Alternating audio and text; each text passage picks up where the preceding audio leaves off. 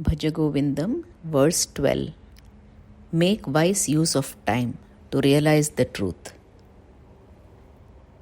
Dinayaaminyau saayam praatah Shishiravasantau punaraayaatah Kaalah kriidati gachchhatyaayuh Tadapi mujncatyaashaavaayuh Bhaja Govindam, Bhaja Govindam, Govindam Bhaja Mudhamate. Daylight and darkness, dusk and dawn, winter and springtime come and go. Time plays and life ebbs away, but the storm of desire never leaves. Seek Govinda, O foolish mind. Let's listen to a story based on this verse.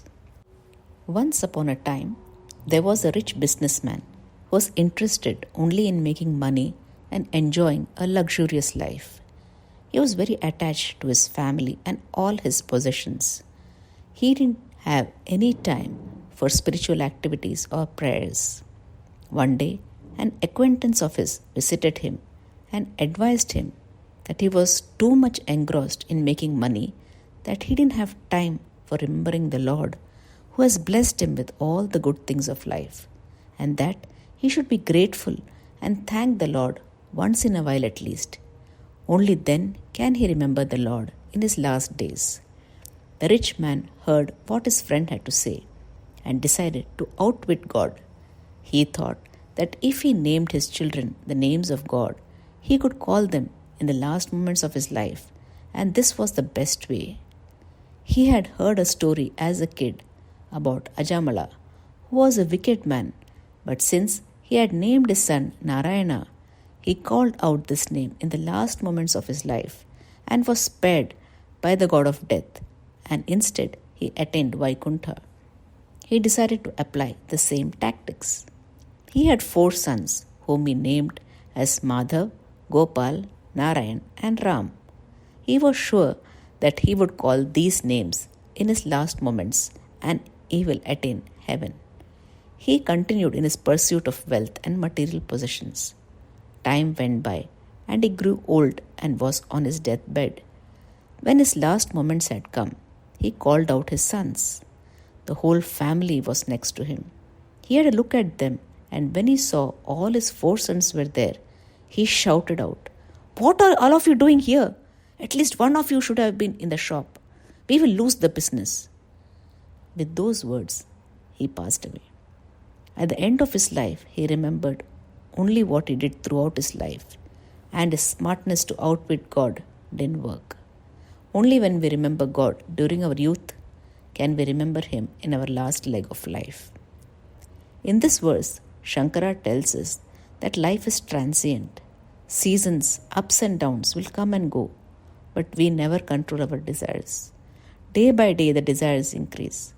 We seek happiness outside, which is temporary.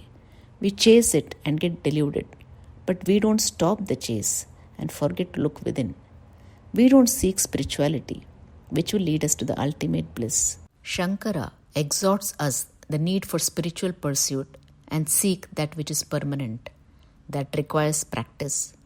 When one never remembers God during his younger days, how will he remember in the last phase of his life? There is no time to waste. We must use all the senses and intellect to remove the temporary desires directed towards the pursuit of everlasting peace and happiness.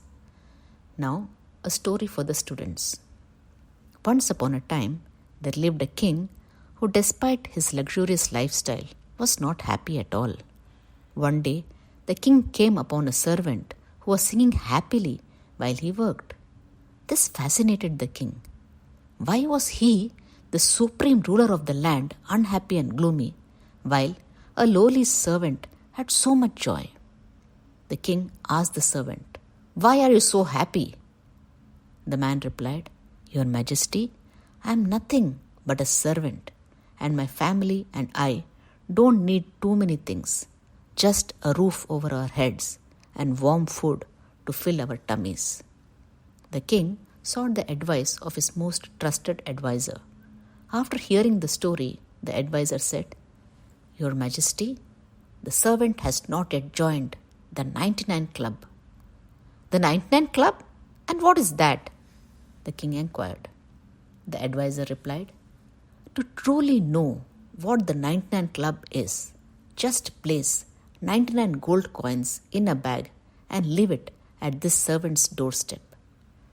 When the servant saw the bag, he let out a great shout of joy. So many gold coins! He began to count them. After several counts, he was at last convinced that there were only 99 coins. He wondered, what could have happened to that last gold coin? Surely no one would leave 99 coins. He looked everywhere, but that final coin was elusive. Finally, he decided that he was going to work harder than ever to earn that 100th gold coin. From that day, the servant was a changed man. He was overworked, grumpy, and blamed his family for not helping him make that 100th gold coin, and he had stopped singing while he worked. Witnessing this drastic transformation, the king was puzzled.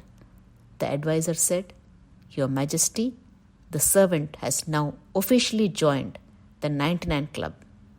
He continued, "The 99 Club is a name given to those people who have enough to be happy but are never content because they're always wanting that extra one, saying to themselves, 'Let me get that one final thing and then I will be happy for life.'"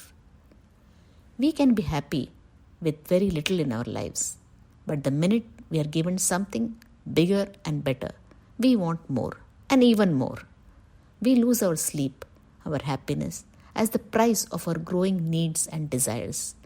There is enough for everyone's need, but not enough for one's greed.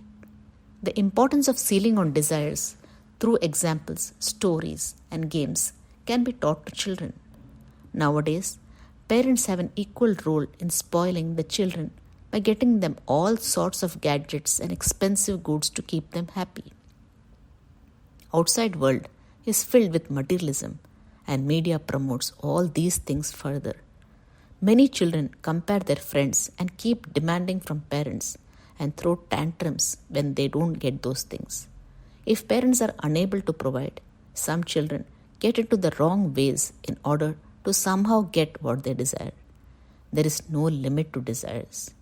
The more one's desires are satisfied, the more one craves for. One should possess what one needs enough to be comfortable and be reasonable about it, rather than always being discontented. Jai Sai Ram.